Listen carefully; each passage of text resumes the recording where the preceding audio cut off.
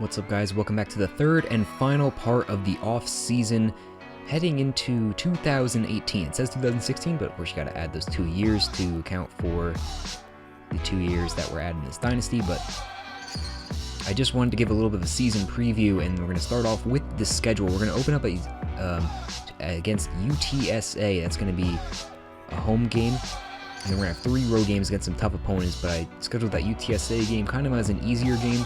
And then we have number 15 Louisville, North Carolina, which is of course a good team, and Washington also. So 3 teams from Power 5 conferences. So I really wanted to see what this new team that I have constructed over the past few years can do. So I scheduled some really hard games that I think will test that. We're going to open up Big Ten play for the first time against Wisconsin, and then we're going to go to Purdue, and then we're going to finish out their year with just division opponents against Michigan, Penn State, Ohio State, Indiana, Maryland, and then finishing off the year against Michigan State. This is a very tough schedule. I think just all around tough, and I think it's going to really test out this new team. So speaking of the new team, we have Eric Henderson.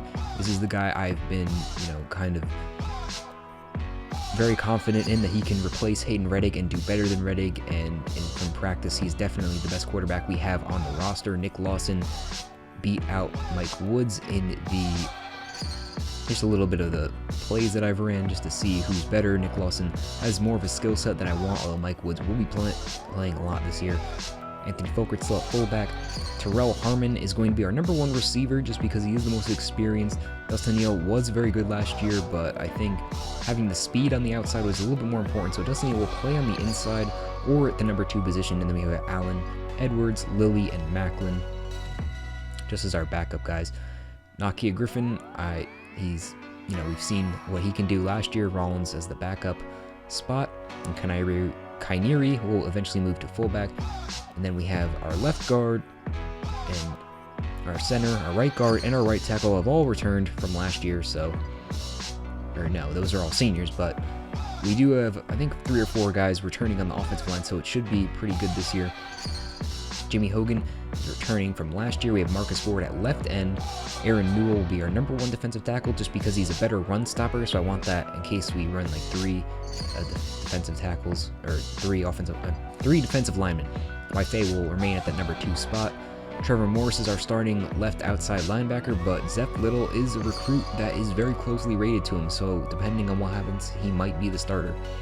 Keith Hale, our junior middle linebacker, All-American. He's, of course, we know that he's really good. Deontay Roberts also, I think he was 2nd team Big Ten, which is really good for him. So Isaiah Wharton, Ronnie James, you guys should know that at this point. This is the 4th season that these guys have been the main 3 and our corners. SAQUAN Hampton and Kai Hester will be our 2 starting safeties. So all 5 of our defensive backs are seniors this year, so that's something to worry about.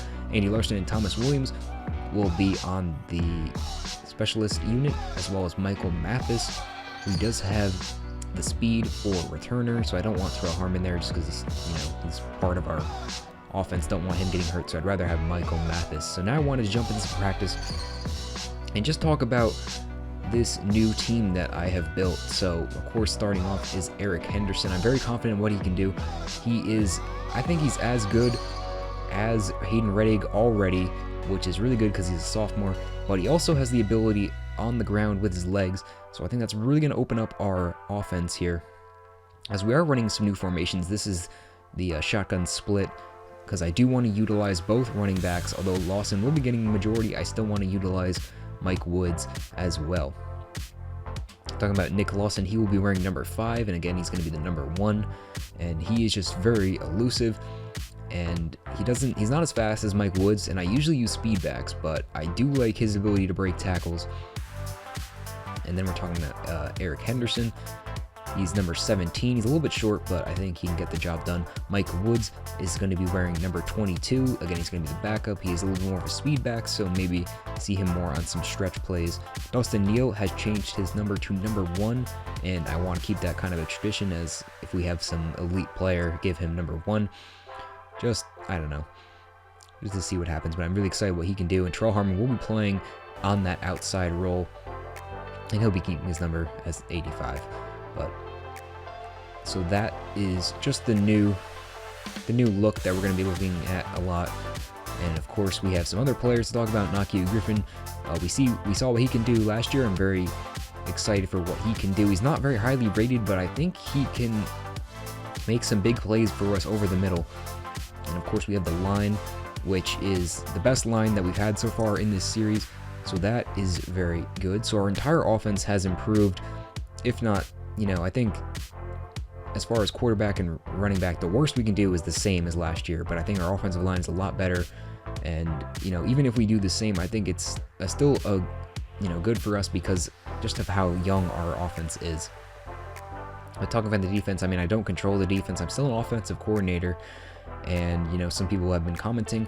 If I do get a head coaching offer job this year at a team that I think has potential to be fun, or,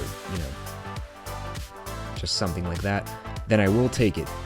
So that is hopefully answers the questions that I keep getting.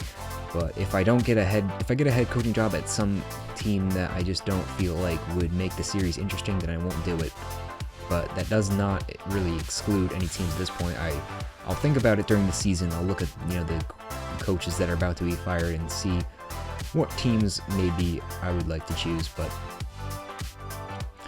as far as that goes, I was talking about the defense. So as far as the defense goes, I think the defensive back unit, again, they're all seniors, so they're the best that they've ever been at this point. They can't really get any better because they don't have more years. But so I think that is going to be one of our strengths on defense, actually. So that started off in the series as one of our weaknesses. I think it's going to be one of our strengths this year.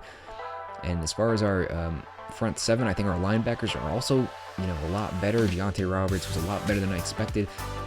Keith Hale, we've known that he's good since his freshman year.